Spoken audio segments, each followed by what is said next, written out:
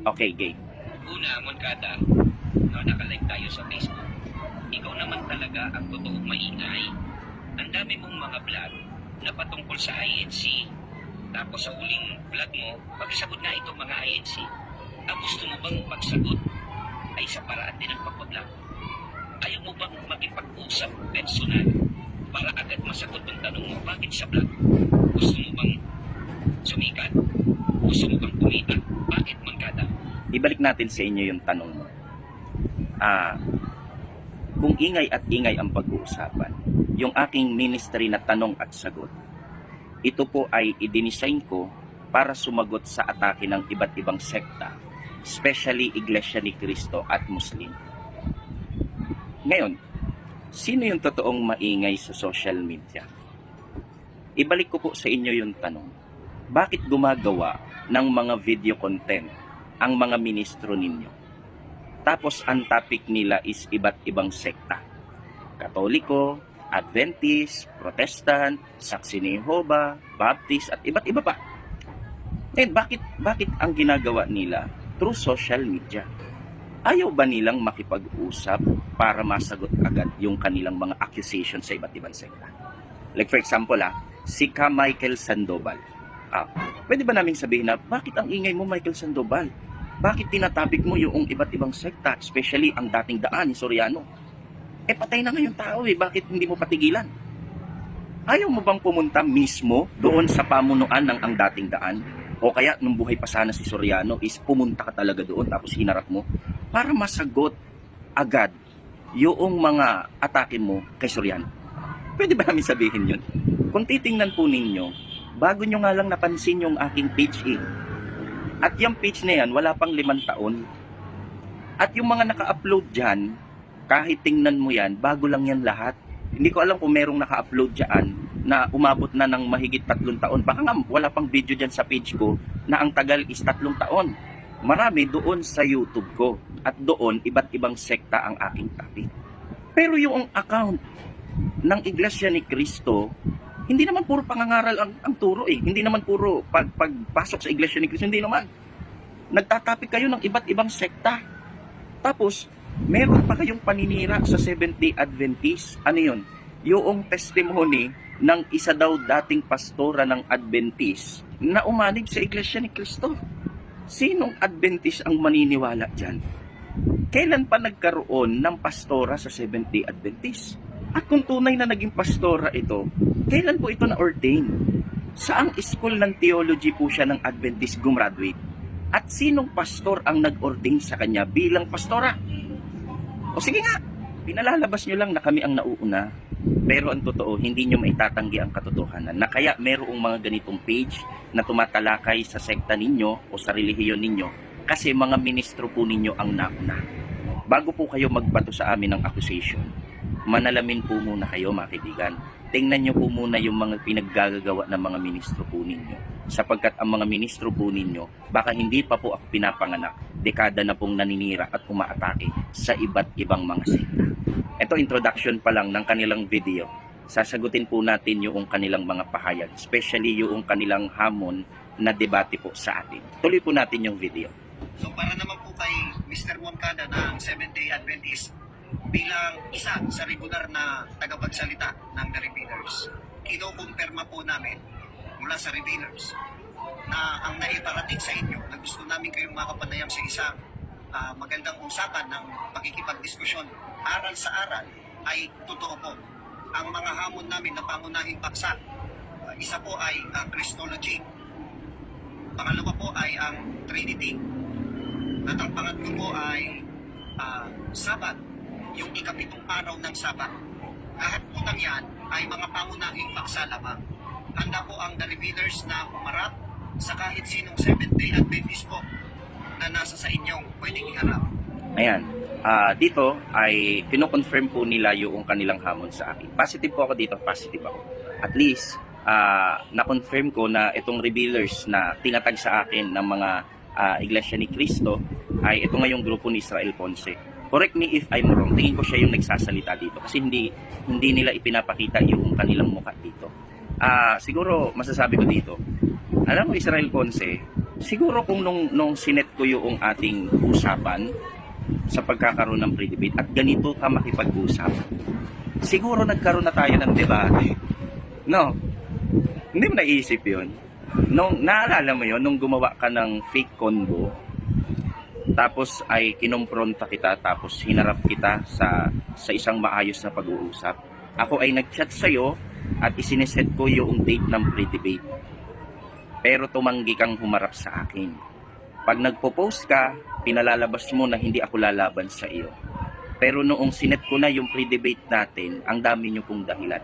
Pero alam mo kung ganito ka na magsalita noong una, malamang sa malamang may naka-upload ng debate natin. Kung ganito ka na makipag-usap noong una, sayang no, sayang. Pero magkaganon pa man, malay mo ngayon kasi maayos ka ng kausap. Mukhang may matutuloy na debate. So ituloy po natin yung video po nila.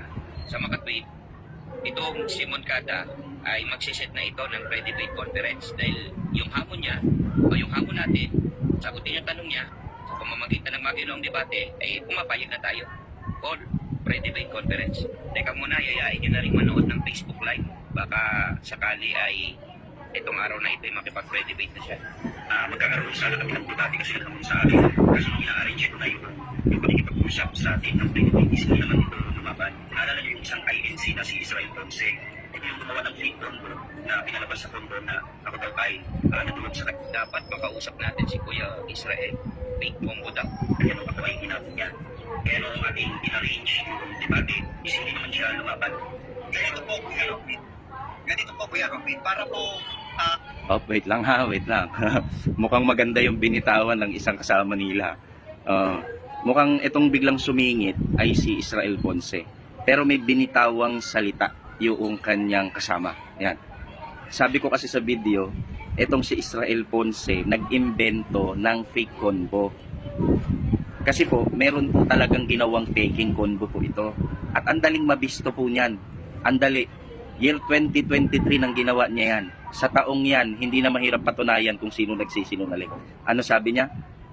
Dapat makausap daw, kung daw nagkakamali sa akin narinig, dapat makausap daw si Israel Ponce. Gusto ko lang sabihin sa iyo, Brad, tingin ko, kasi Revealers yung pangalan ng grupo ninyo, di ba? Mukhang hindi bagay si Ponce sa inyo. Hindi bagay. Bakit? Kasi hindi niya ni-reveal sa inyo yung totoo eh. Isipin nyo mga kasamahan niya kayo. Pag nataon, mamaya tindigan nyo ng tindigan ito na hindi ito gumawa ng fake convo, mapapahiya pati kayo. Kana ko ba Revealers? Bakit kahit kayo pinagsisinungalingan nito? Isipin mo, tama yung sinabi mo. Dapat makausap ito si Ponce. Pagsalitain nyo ngayon sa Revealers, ipaliwanag niya. Ipaliwanag niya. Kasi, alam mo ganito, bigyan kita ng tip, Brad. Lapitan mo si Ponce. Sabi mo, Ponce, fake convo daw yung yung ginawa mo Pwedeng mahiram yung cellphone mo. Tapos titingnan ko lang doon yung conversation ninyo kung nandoon yung ginawa mong yung pinost mo na si Moncada ay tumakbo sa iyo nung hinamon mo ng debate. Sige, panawagan ito sa mga Revealers. Pwedeng gawin niyo yung kay Ponce. Sana makarating ito sa inyo. Pagsalitain niyo diyan live si Israel Ponce. Dapat on cam. Oo, on cam. Tapos ipakita niya yung account. Ipakita niya yung account. Tapos ipakita niya doon yung screenshot na ipinakita niyang ako'y tumakbo sa kanya sa debate. Kasi the Revealers kayo, reveal ninyo. Tama yung sinabi mo, dapat makausap si Ponce. Yes, kino-confirm ko po sa iyo.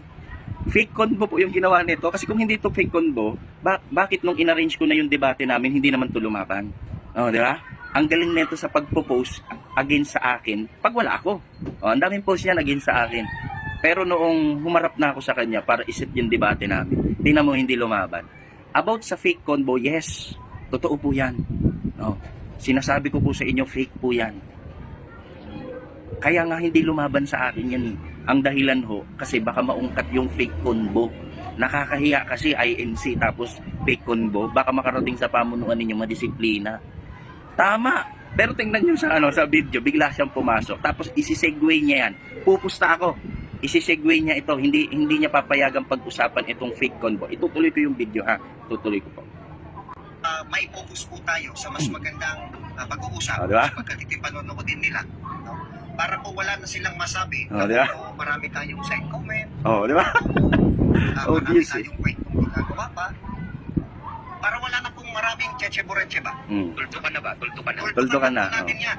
Ang Oh, pag-uusapan para hindi na lamang po para hindi ma-expose ay yung ano mo, yung kasinungalingan mo sa kailangan Picon. ng debate conference. Pwede natin ganapin yan ngayon. Kami po ay libre na makipag-usap Saan siya na napunta, di ba? alas 7 po ng gabi ngayong araw sapagkat may live debate pong magaganap mamaya, Seventh-day Adventist versus INC.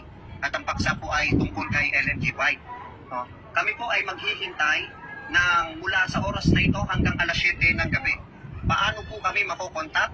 Simple lamang po. Pumasok po kayo dito sa The Revealers Live.